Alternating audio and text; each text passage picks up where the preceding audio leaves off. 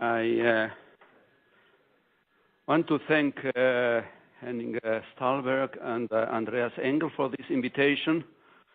It's really a nice pleasure to me to come back to Basel, because I made my PhD work on the Klingerbergstrasse very nearby here, and every time coming back I remember all those times. At that time Andreas Engel was already there as a big man, and I'm happy to see that I know him personally. Okay, it's now just lunchtime. That means I am stealing from your time something better, and I hope I can.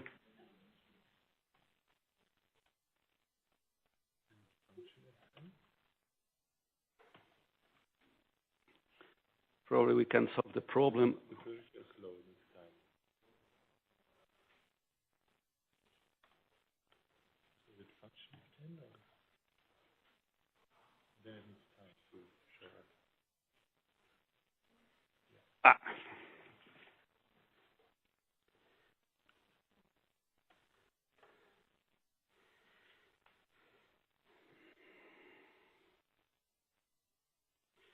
Okay. I am working at the Paul Scherrer Institute, one of the biggest research institutes in Switzerland that is financed by the federal government, together with the EMPA, the Material Science Institute, the EAWAG, another one. All these institutes are within the so-called ETH domain, the ETH Zurich and the EPFL.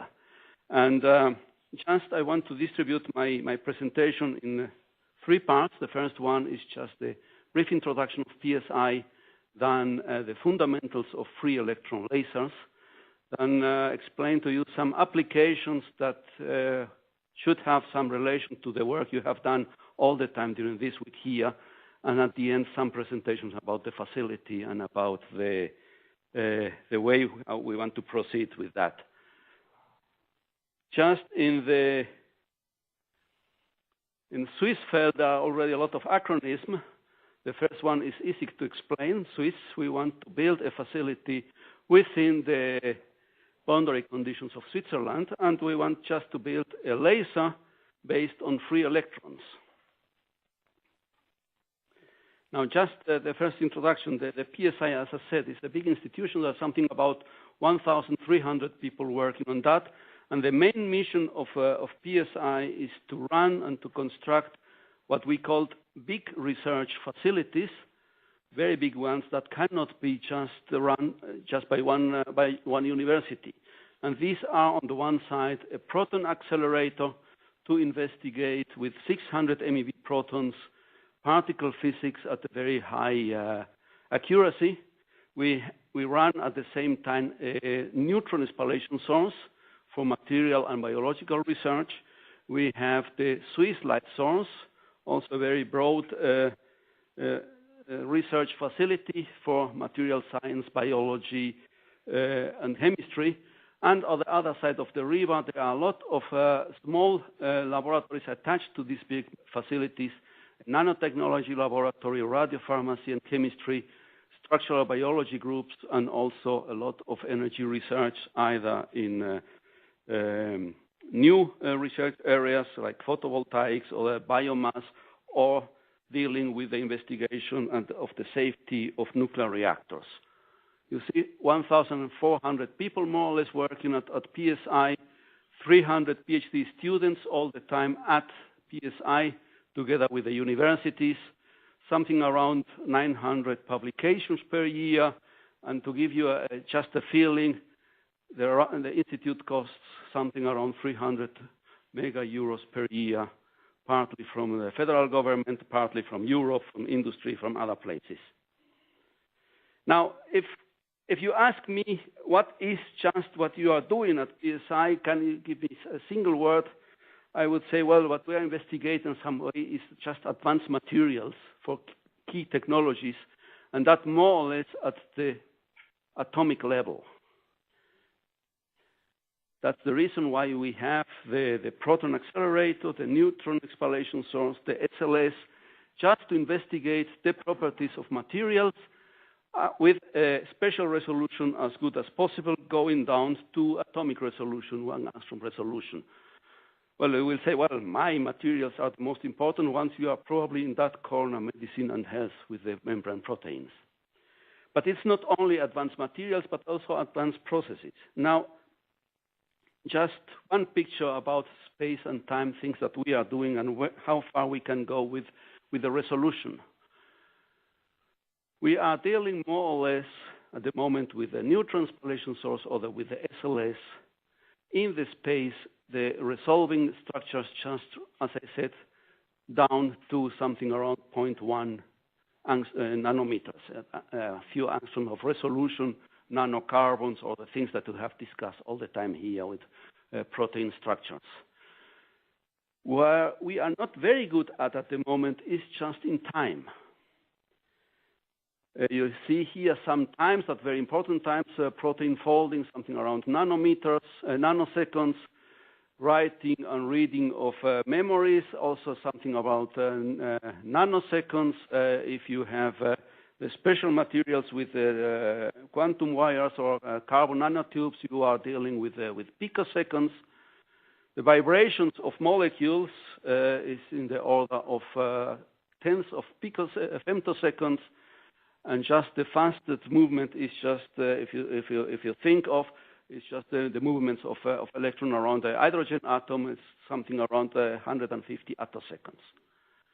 With the neutron source or with the SLS, we are limited just to that part in time. And we want to go is now farther here down with the free electron laser, going down in femtoseconds in order to see just movements of atoms or changing in chemical bonds at the 1000 femtoseconds. Now, if you want to, I will concentrate now on just light as a probe. And for that, you need two things. If you want to have resolution in space, you have to have the wavelengths according to the resolution you want to resolve. In the case of protein crystallography, it should be something around 1 angstrom or 0.5 angstroms wavelength. On the other side, if you want to resolve time fast processes, you have to have just short pulses, and these two things are connected. You cannot have extremely short pulses and some sort of wavelength. These two things are just connected. Now, there are at the moment, in order to investigate very fast processes that are at the moment, two things. So the fastest ones or the shortest one are the optical lasers. And there you can go with the pulse durations, certainly commercially available today around 2 to 5 femtoseconds. If you have enough money, you just go to the company and order one laser with 5 femtoseconds time resolution. There are groups at the ETH Zurich, for instance, that are capable to do very, very short pulses, 0.4 femtoseconds. The limitation is in the wavelength. You are limited to something around 200, 400, 800 nanometers. That means you cannot have here atomic resolution. You have the time, but not the space resolution. On the other side, you have the synchrotron light, for instance, the Swiss light source, where you have this very fine resolution in terms of wavelengths, 0.1 nanometers, but you don't have the shorted pulses. The pulses are typical 10,000 of femtoseconds. And now you see, that's just my commercial. Very short pulses and very short wavelengths, and that's just the free electron laser. Now I mentioned synchrotron radiation. I don't know if you are familiar with synchrotron radiation. That's just a picture of the Crab Nebula, and this bluish thing, what you see there over there, that's the so-called synchrotron radiation. And synchrotron radiation has to do with charged particles and magnetic fields. And every time that you have a charge that is accelerated, deviated by a magnetic field, for instance, a magnetic field of a dipole in an accelerator, you are producing electromagnetic radiation. I can give you an explanation after that, a very easy one. Why it's that the case has to do with relativity, accelerating charges, and you produce synchrotron radiation. In the case of the case of the Crab Nebula, you have a big neutron star producing a huge magnetic field. You have all the electrons going out from the explosion, and the electrons bent by these huge magnetic fields produce the synchrotron radiation. And that's what you are using, for instance, for the SLS. Just one analogy, or many analogies, is you can take just, for instance, your car, and as long as you are on a straight line, nothing happens, but as soon as you are making the curve, then you have the squeeze, and if you make it at more times, you have an increase in the intensity of the noise you are sending out. And more or less the same is what we are doing with the SLS. You have a lot of electrons in a storage ring. You have a magnetic array where you force the electrons to go around, like make a slalom curve. And every time the electron is going around the curve is sending light. And if you have many, many of these magnetic structures in a row, you can have a big increase of light just through this process. That's what it's called familiarly in our case as just an undulator. And that's in principle the way how all the synchrotron radiation things are used. One of the very, very important things is that the electrons that are just going around here are more or less relativistically. That means all the light that it's produced here is picked in the forward direction, the direction of the electrons moving. And that means you have an extremely high density of photons in the forward direction. I will show you how high that is in the future. Now, just to have an explanation, I hope it works like that.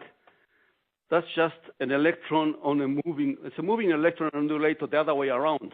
The electron is sitting there and the undulator is moving, but you can transfer that. And every time, these are North Pole, South Pole, and you see every time the electron is just oscillating in the magnetic fields producing the radiation. Now, in this case, these are electrons that have nothing to do with each other. Each electron is just emitting radiation, and the emitted power is just linearly the number of electrons you have inside. That means if you want to have a huge power, huge number of photons produced, you have to have a huge number of electrons.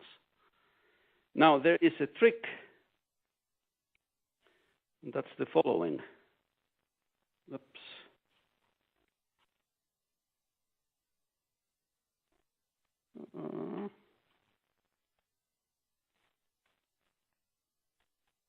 I'm sorry.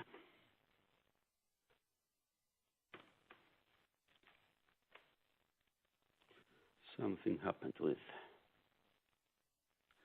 We are willing to build very high specialized accelerators, but not a good laptop.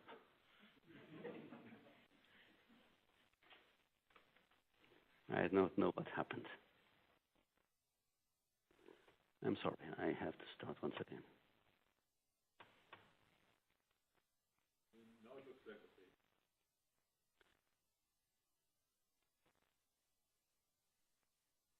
Yes. Okay.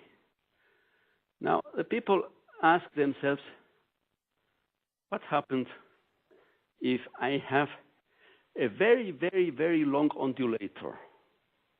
50 meters, 80 meters, 100 meters of undulator. The electrons are going around, undulating around this magnetic structure, producing light. The light produced by one electron can interact on the way with the next electrons. You can have an interaction of light with electrons. You can give energy from the electrons from the light to the electrons, or you can take energy from the electrons to the light. That means you have, during that process, you have a so-called bunching of the electrons. The whole package of electrons that are going through the undulator are converging, coming together. And that makes something very interesting. Come on. I will skip that because we will have some problems.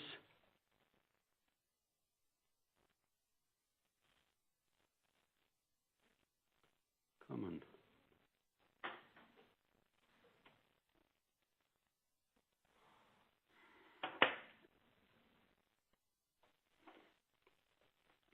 What now happens is that through the microbunching, the radiation that it's emitted is now emitted coherently. And then you know every time that when you have a coherent process, the intensity is not only, the power is not only a linear power of the single electron, but it's the square number of the electrons. That means if you have 10 to the 9 electrons that are very dense packed, then the intensity or the power radiated is not 10 to the 9 times, but 10 to the 18 times. And that's what it makes the free electron laser. You have a huge amount of power emitted more or less instantaneously in a very, very short time. For that, you need a very, very long ondulator, and you need a very good control of your electrons. I don't want to explain all that to you today. We can do it later on. It's crazy.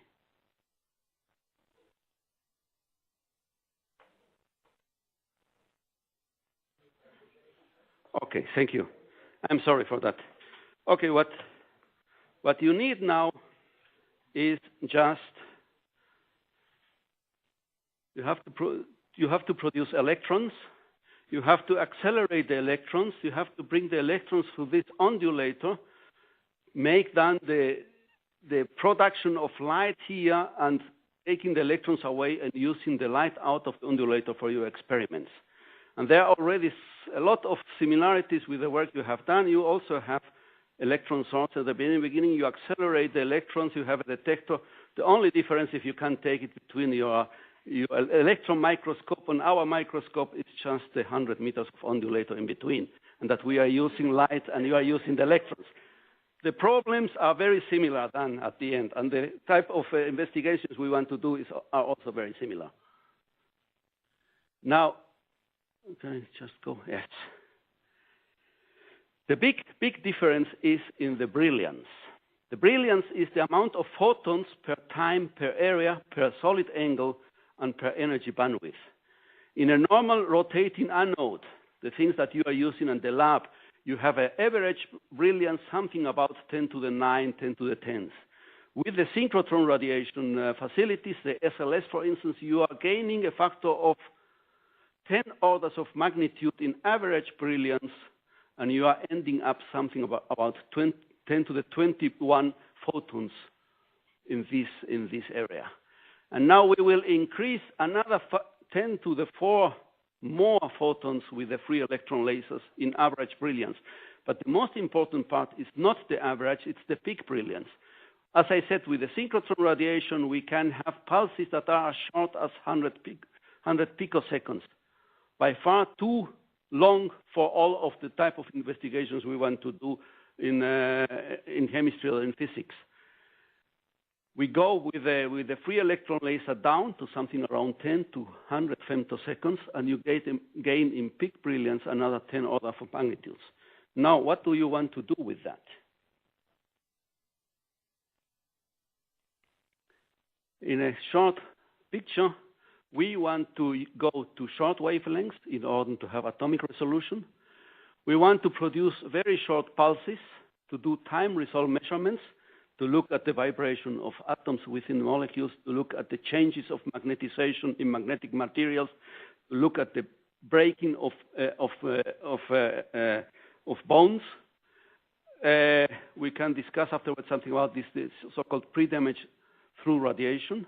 The pulses are so short that the molecules don't have time to degrade during that time. We want to use the coherence in order to make lensless imaging. And at the end, what we want to do is just short, single shot by shot measurements with very, very short times. Now, some applications. We have a scientific case. We have some dreams collected here together. And if you are interested, we have a booklet. That's just the basis for the scientific people. What can we, in principle, do with this free electron laser. More than 21 or 22 groups in Switzerland have participated producing that booklet. And we have sorted that more or less into what we call 5 scientific challenges.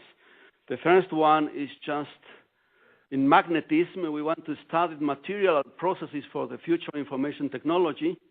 The second one is catalysis and solution chemistry, to investigate on a very, very deep way the chemical processes on the surface for this catalysis. As I said, coherence diffraction, what we call the flash photography of matter. Something about that I will explain or try to make some explanation today is a biochemistry. And last but not least, the correlated electrons, all the new materials, superconductivity, superfluidity, the new things that you can use that. I don't want to explain all that of you. Just from that picture is in the case of biochemical length and time scales. Normally, the processes in biochemistry are by far much lower than that we are thinking on. Electron transfer, rotation, loop mutation, all that is in 10 to the minus 9, 10 to the minus 12 seconds. The only things that are extremely, extremely short are just these bond vibrations. You can think of having, for instance, a heme molecule, and you can start a process with photoactivation and try to see how the break bonding of this heme molecule is. It's just in that time region. It's what the people call the photo-induced protein quake. That could be something very interesting to see what happened with changes of some of the molecules if you are starting the radiation with light. Now, there are 2 ways now in chemistry that you can use the radiation. On the one side is just the absorption spectroscopy. That's just a picture of the absorption edge of one element that's probably platinum. And you know very well from atomic physics, as soon as you go over the energy where an electron is bound in an atom, you have a change in the absorption coefficient. That's just around the K shell of this element. You have a big change in the absorption. But not only that, depending on the way how the atom is in a molecule, you have a shift of this energy, and you have also a lot of features inside that have to do with the interaction of the atom with the surrounding atoms in a molecule. And these surrounding atoms change completely the absorption coefficiency, not only in the near edge, but in the far edge, where you see then the other surrounding atoms around that. That means if you use the absorption spectroscopy, you can just see how one of the elements is completely changed in characteristics depending on the type of molecules you have around that. And now if you change now these molecules, the surrounding molecules around with the photoreactions, you can see how the structure is evolving in time through the absorption spectroscopy.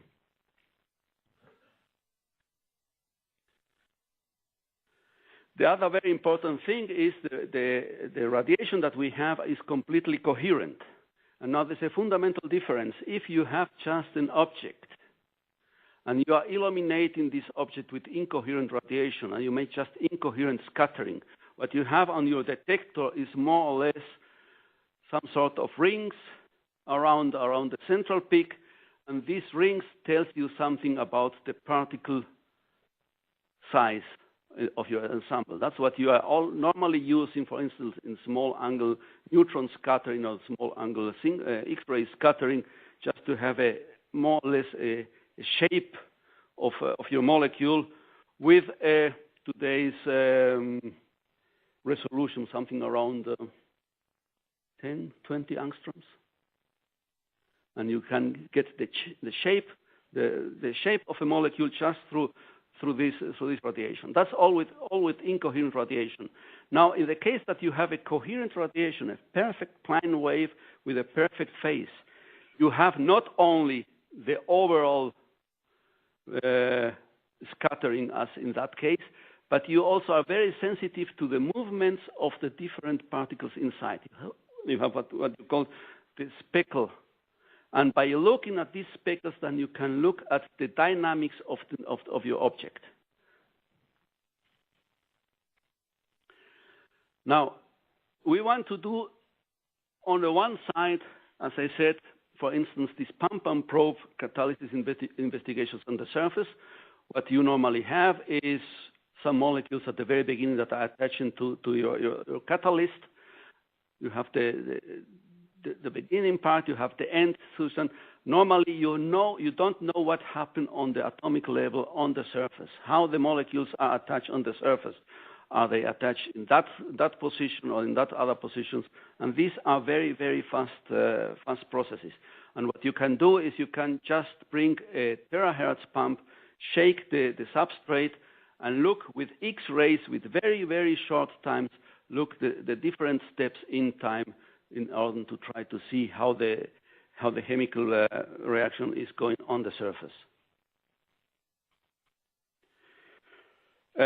With the X-subs, what you can do is, for instance, if you have one iron atom surrounding in a molecule, for instance, in bipyridine, in this case, you can optically excite the atoms in the iron and see what happened with the different molecular levels or the atomic levels of the atoms, how the electron is going from the central atom to the surroundings, how the surroundings are acting to the new photo excitation of the iron molecule. That's really very important for a lot of processes, not only in chemistry but also in material science, for instance, in information technology. All the looking of changes from the so-called low spin to the high spin. And all these processes from the exciting part going through the different molecular levels around the system and going back can be very fast in 30 to 100 femtoseconds.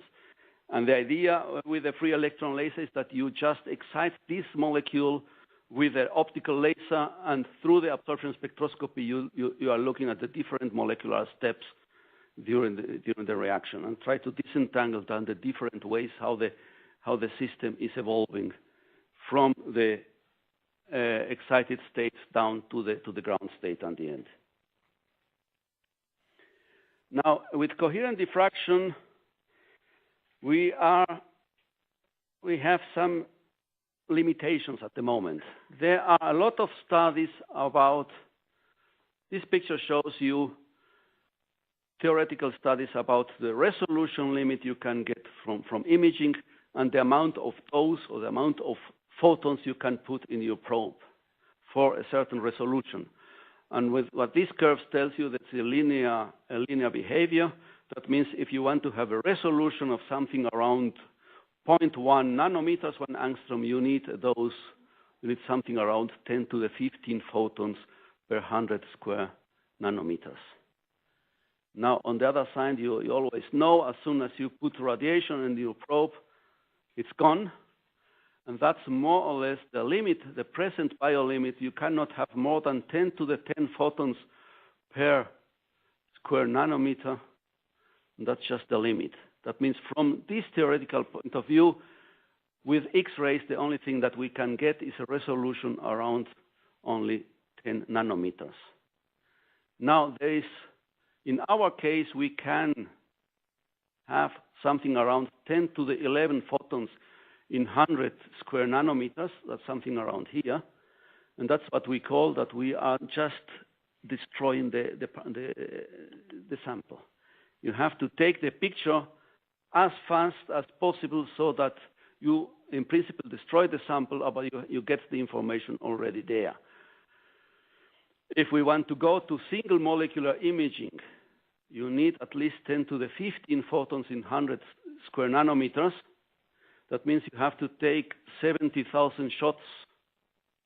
You have to have 70,000 different molecules, and you destroy every time a single molecule with a single shot, but you can collect 70,000.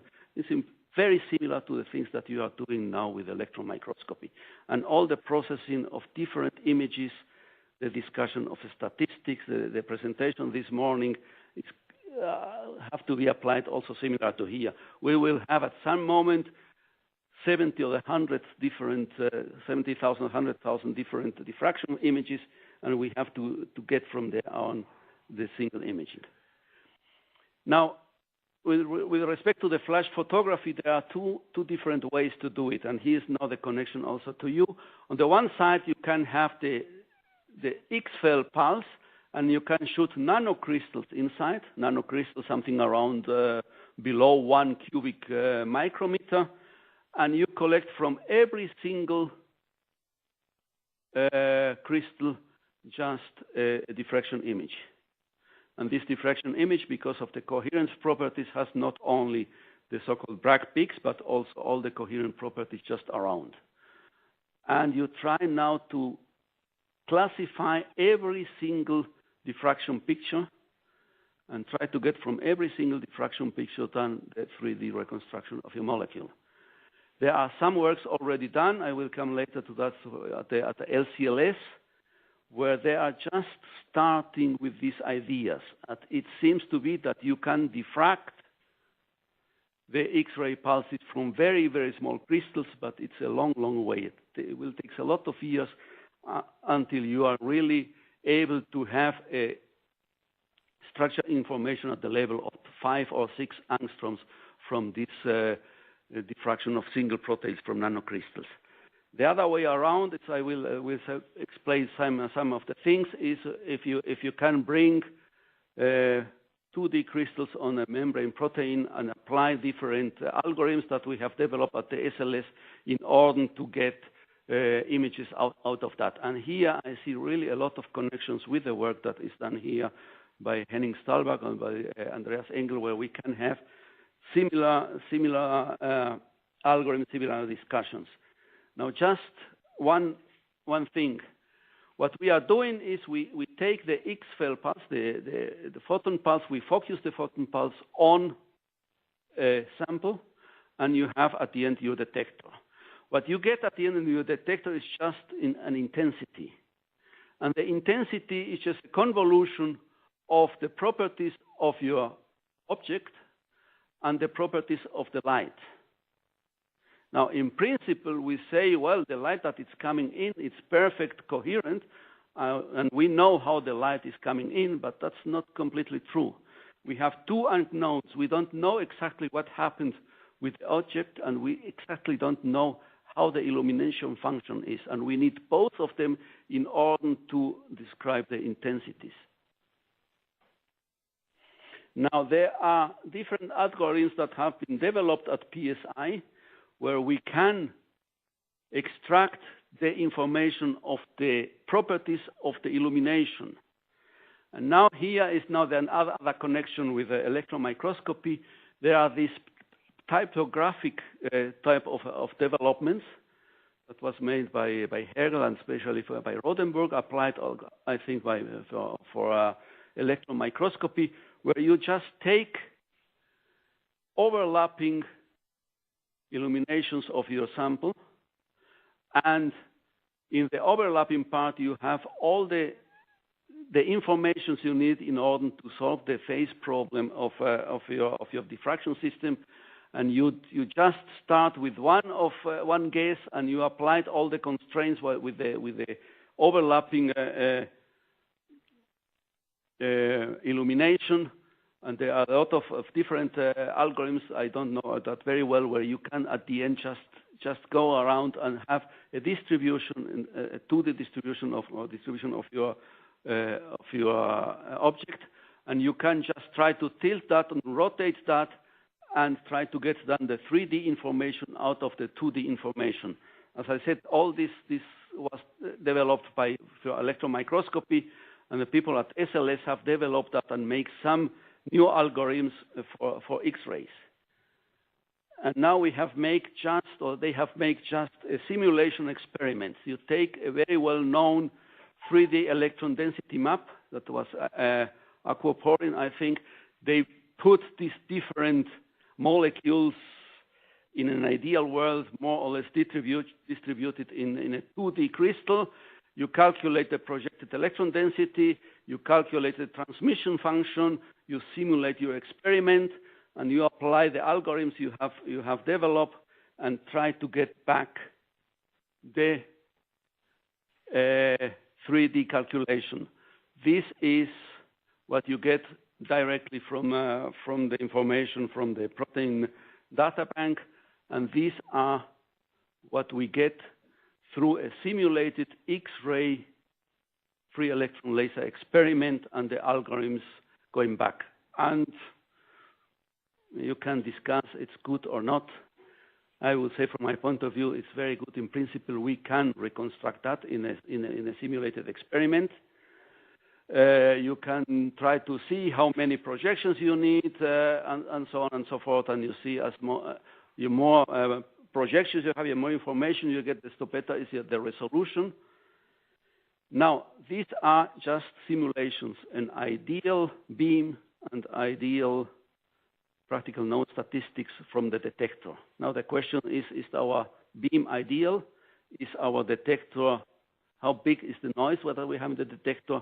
In principle, the idea is that would work. In reality, it would take a long time to go over there.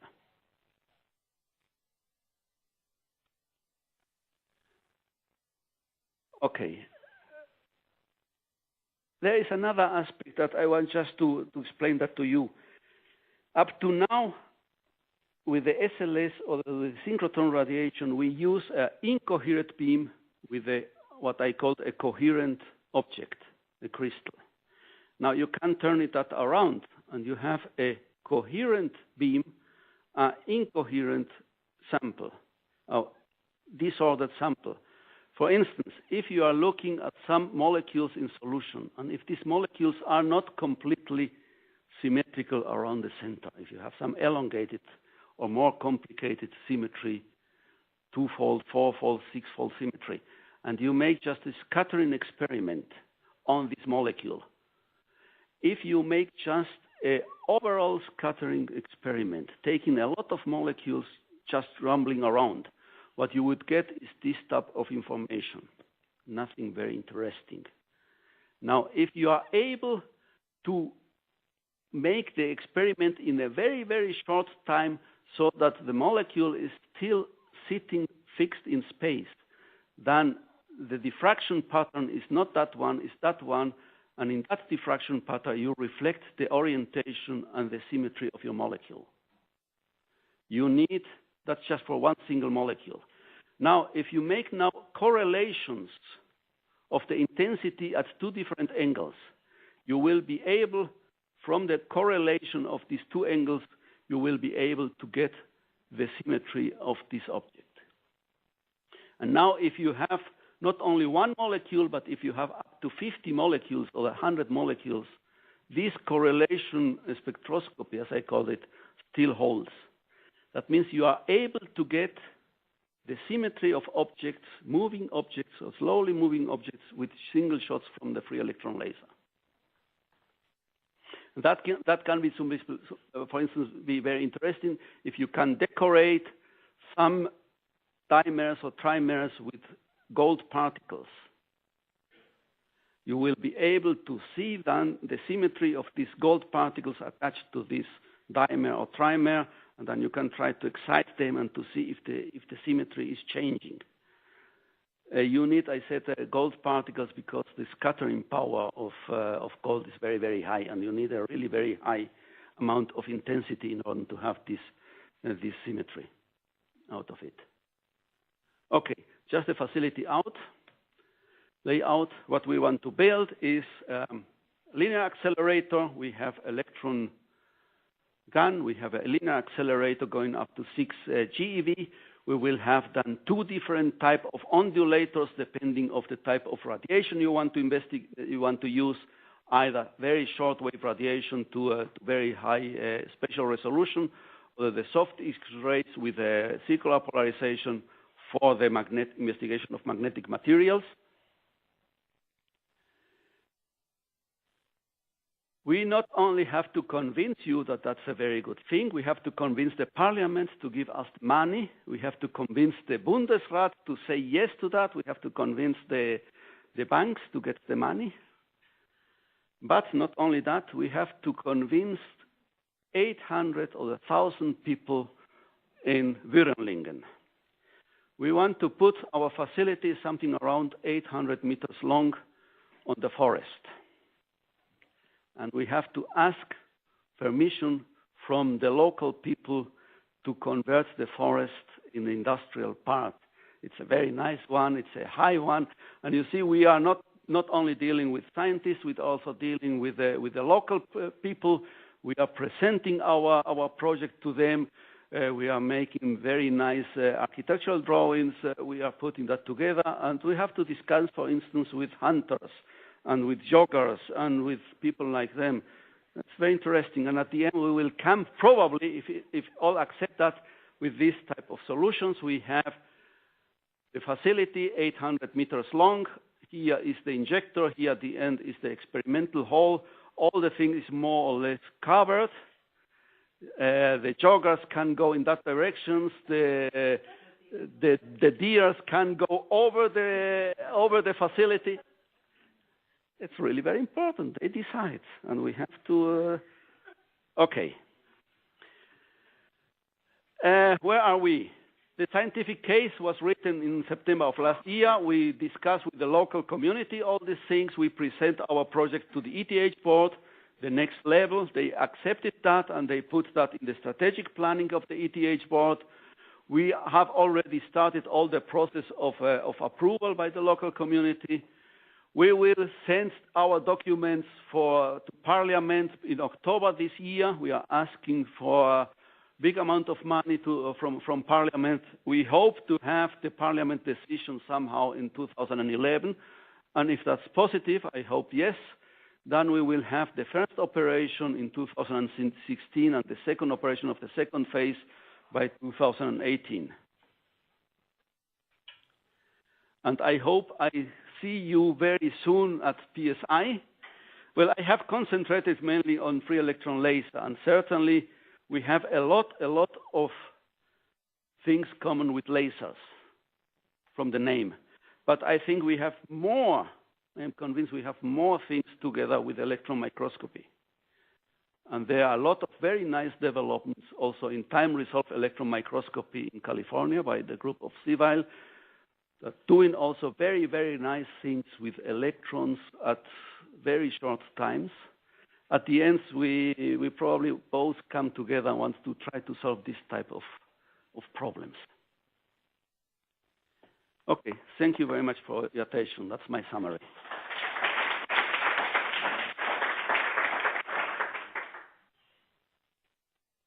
Thank you, Raphael, for this very interesting talk.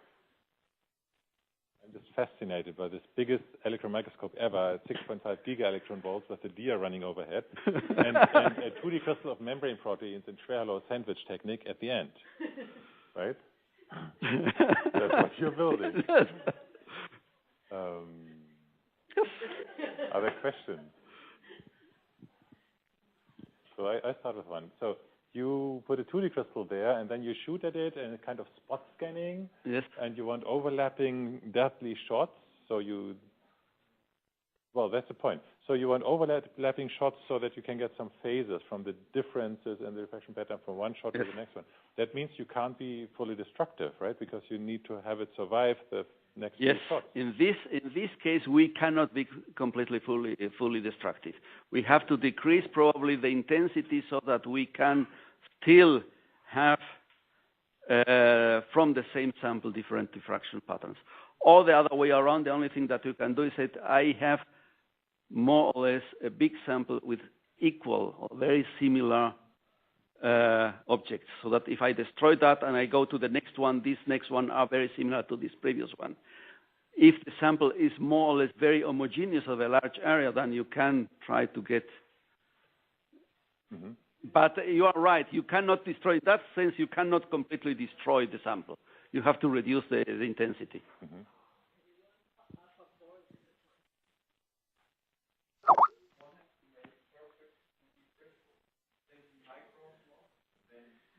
Yes. And then you know what the phases are, yeah.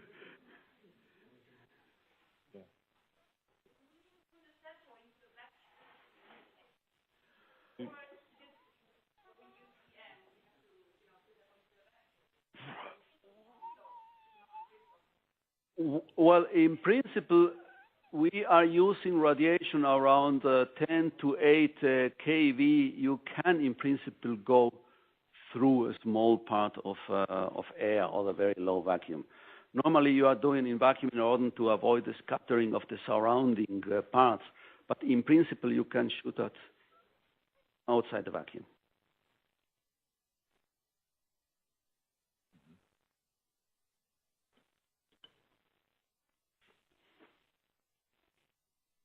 That's different. So you had this experiment that you have nanocrystals. How do you want to put them into the beam? And how you want to find them?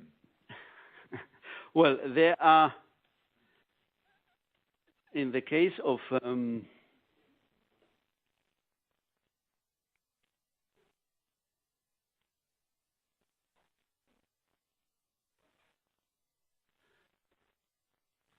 in this,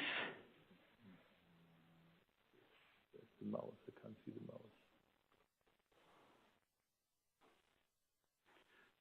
but the thing, what we know is we can know the position of the beam for every single shot with a precision something around unfocused beam of 1 nanometer. Good, yeah. Mm-hmm. Or one micrometer. Mm-hmm. And that's at the unfocused beam. If you focus the beam, you can go down probably to 200 nanometers or to 50 nanometers. And is that reproducible, or are you just randomly shooting like with a machine gun? That is what we have now to know, and that's very good that we have now all the experiences from the LCLS, that is now a running machine, to know by how much the distribution is changing shot by shot in that position. What the people have done at LCLS at the moment is the following. They have shot into the beam nanocrystals. These are something around 300 by 300 by 300 nanometers. They don't know when. They just shoot the crystals inside with a speed of something around 200 crystals per second, and you have 200 X-ray shots per second, and you have a hit probability of 10%. And you cannot do that better. You just take pictures and blah, blah, blah. In 1/10, you have a picture. Mm-hmm. Still good, yeah. So for this machine, I think there are several possible outcomes 5 or 10 years from now. And one is that once this machine goes online, you don't need cryo-EM anymore because you put your 2D crystals into that and you are much, much better. One reason is that you can outrun the beam damage, and so you just put any X-ray dose on it and you don't care about beam damage at all because you take your picture before the protein had time to suffer from the beam damage. So, but another possible outcome is that this goes online, and then you need to find out how to make 2D crystals and how to prepare them, and that's what we all know. And so actually we might become very popular. That's my hope. Yeah. And then you still need the image processing expertise, and then you have a phasing problem, and and then it may also just be perfect for certain cases, but other cases are better answered with a cryo-EM. Yes. And so it may be just another very strong, powerful tool like synchrotron X-ray crystallography to combine with cryo-EM. So which is what I'm looking forward to, so that we understand these memory proteins better. So Raphael is leading the physics part of this development in the Paul Scherrer Institute, and thank you very much for coming here and introducing this to us. Okay. Thank you for the invitation, and if you want to have something.